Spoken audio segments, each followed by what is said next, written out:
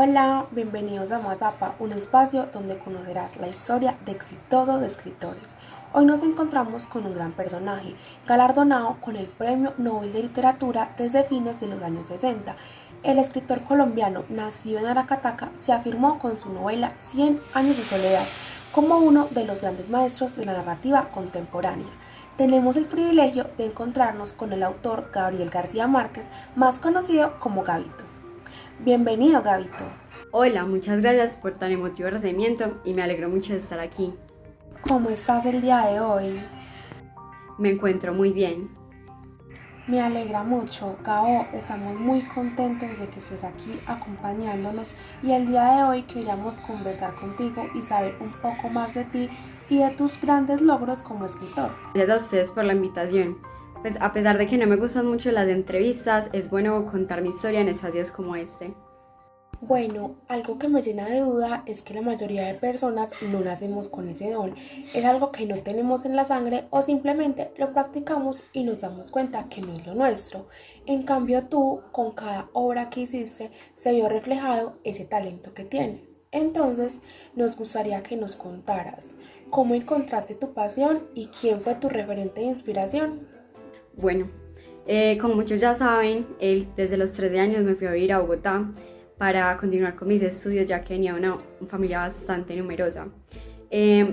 Pero como muchos creen, yo no me fui a estudiar literatura, por el contrario, me fui a estudiar Derecho, pero no terminé esta carrera pues debido a mi pasión, que era la escritura.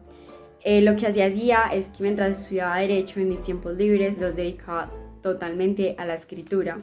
Y mi primer pues como acercamiento a la escritura fue cuando empecé a trabajar en el Espectador.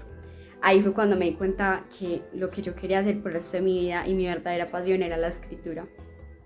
Por eso decidí que me iba a ir a vivir a Barranquilla y allá fue donde me dediqué exclusivamente al periodismo, al reportaje en sí, y empecé a trabajar en el periódico El Heraldo. Y mi inspiración fueron mis abuelos.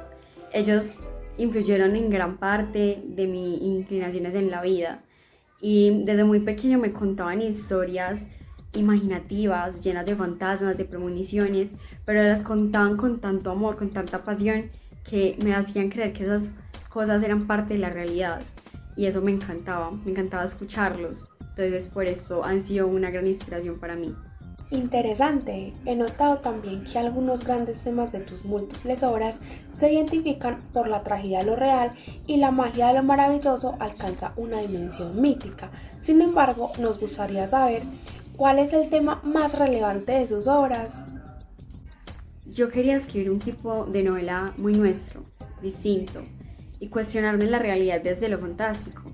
Por eso me enfoqué más en el género del realismo mágico. Incluso yo fui uno de los impulsores de este nuevo género de la novela entre 1960 y 1970, en donde surgió el boom latinoamericano. Este género del realismo mágico consistía precisamente en eso, en combinar lo ficticio con la vida cotidiana. Y de ahí fue que muchas novelas fueron inspiradas, como fue La Crónica de una muerte anunciada, 100 años de soledad y entre otros libros. Claro que sí, comprendo. Bueno, como ya sabemos, su obra más exitosa, Cien años de soledad, se convirtió en una de las más importantes obras de la literatura del siglo XX. Sin embargo, queremos saber cuál fue el referente de inspiración que tuviste para escribir esta obra. Esta obra, 100 años de soledad, la escribí en México de 1965 a 1967. Realmente esta obra fue escrita mediante la inspiración de historias reales. Me inspiré en la historia de mis padres, en historias que viví de niño, en experiencias, en noticias, en leyendas populares, incluso con historias contadas por otras personas. Y ahora a mí me gustaría saber, ¿tú qué opinas respecto a esta obra? ¿Has tenido la oportunidad de leerla? Sí, por supuesto, es una obra muy interesante. Pienso que esta obra es muy buena por la gran historia que esta nos presenta.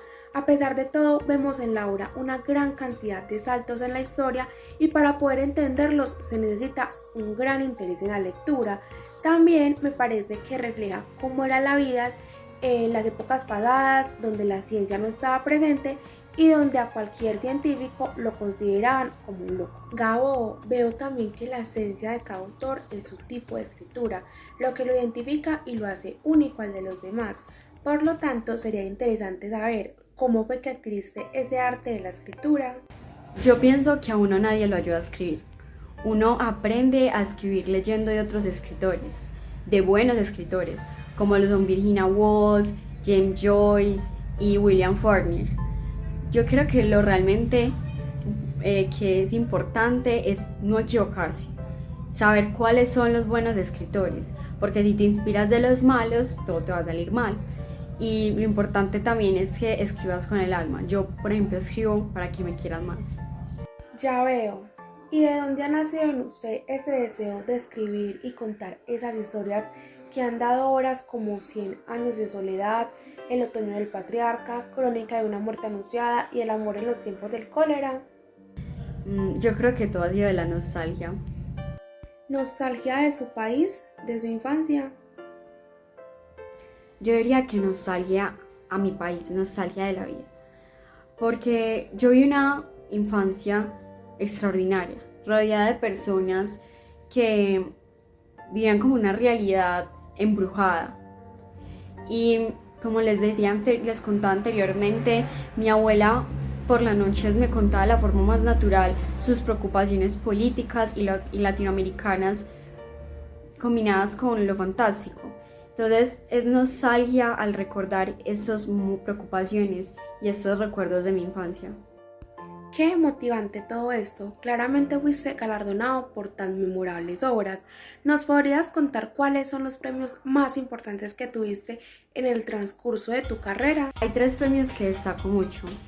Entre ellos pues el premio de la novela ESO por La mala hora, que fue en 1961, el premio Rómulo Gallego por 100 años de soledad y por supuesto el premio Nobel de literatura en 1982. ¿Crees que nos podrías leer algún fragmento de 100 años de soledad? Permíteme leer el fragmento.